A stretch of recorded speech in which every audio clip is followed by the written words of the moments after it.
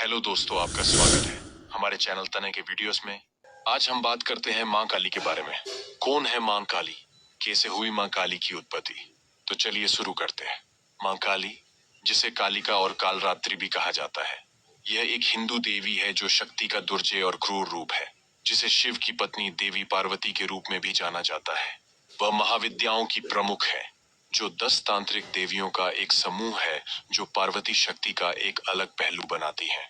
उन्हें समय, विनाश और शक्ति की देवी भी माना जाता है, जो निर्दोषों की रक्षा करती हैं और बुराई का जमकर नाश करती हैं। उन्हें ज्यादातर 2 रूपों में दर्शाया जाता है, सामान्य 4 भुजा वाली काली का रूप और 10 भुजा वाली महाकाली का रूप। उनकी त्वचा काली या गहरे गहरे नीले रंग की है। उनकी आंखें नशे और क्रोध में लाल हैं। उनके बालों को अक्सर घुंघराले और अस्त व्यस्त रूप में दर्शाया जाता है।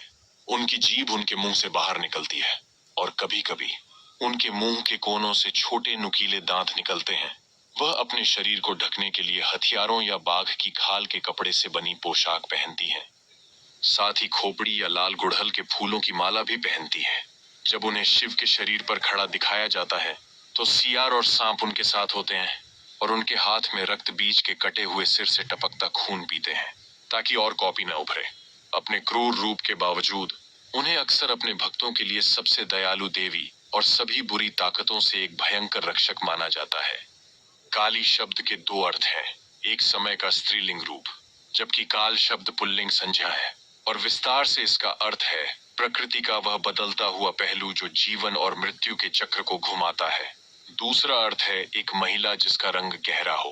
उसके अन्य नामों के अर्थ हैं कालरात्रि, सबसे अंधेरी काली रात, कालिका काले रंग वाली।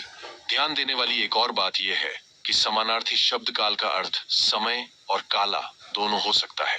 6ठी शताब्दी के देवी महात्म्य में काली को पहले अध्याय में महाकाली के रूप में दिखाया गया है। वह भगवान विष्णु के सोते हुए शरीर से देवी योग निद्रा के रूप में जन्म लेती है, ताकि ब्रह्मा और दुनिया को मधु और कैटब नामक 2 राक्षसों से बचाने के लिए उन्हें जगाया जा सके। एक बार जब विष्णु जाग गए तो उन्होंने उन राक्षसों के खिलाफ एक लंबा युद्ध शुरू किया, लेकिन वे अभी भी अपराजित थे और अपनी सफलता पर गर्व कर रहे थे। यह देखकर महाकाली ने महामाया का रूप धारण किया और दोनों राक्षसों को मोहित करने चली गईं। जब वे महामाया से विचलित हुए तो विष्णु ने उन्हें तुरंत मार डाला। बाद के अध्यायों में छंड और मुंड 2 राक्षस थे जो देवी दुर्गा पर हमला करते हैं। दुर्गा इतनी क्रूरता से जवाब देती हैं कि काली उनके माथे से निकलती है और उन दोनों को मार देती है।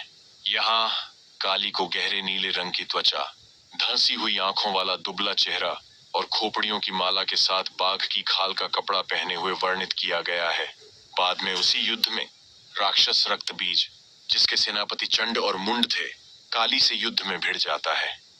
रक्त बीज को वरदान है कि उसके खून की हर बूंद जो जमीन पर गिरेगी, उससे उसका एक और उनके जैसा एक दानव पैदा होगा। चूंकि दुर्गा अपने अनगिनत दानवों के साथ रक्त बीज को हराने में असमर्थ है, इसलिए काली उसके शरीर से उसका खून चूसती है और उसे हराने के लिए उसके खून पैदा हुए दानवों को खा जाती है।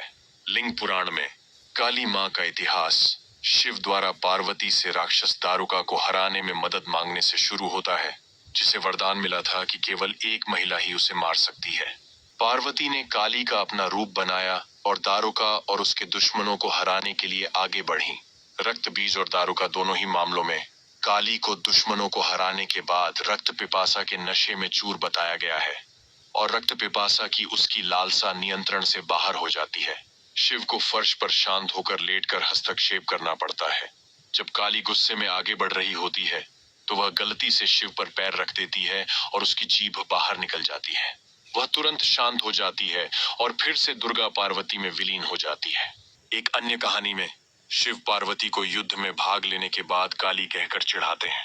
पार्वती बहुत नाराज होती है और युगों तक तपस्या करती हैं, जब तक कि उनका काला रंग नहीं छूट जाता। वे उसे त्याग देती हैं और गौरी बन जाती है, सुनहरे रंग वाली देवी। उनका त्यागा हुआ काला आवरण कौशिकी बन जाता है, जो क्रोधित होने पर काली बन जाती है। काली पूजा उत्सव देवी काली को समर्पित है और विशेष रूप से पश्चिम बंगाल, ओडिशा और असम के भारतीय क्षेत्रों में मनाया जाता है। चूंकि देवी काली 10 महाविद्याओं में प्रमुख हैं, इसलिए उनमें से प्रत्येक का काली पूजा से पहले अवतार का दिन होता है।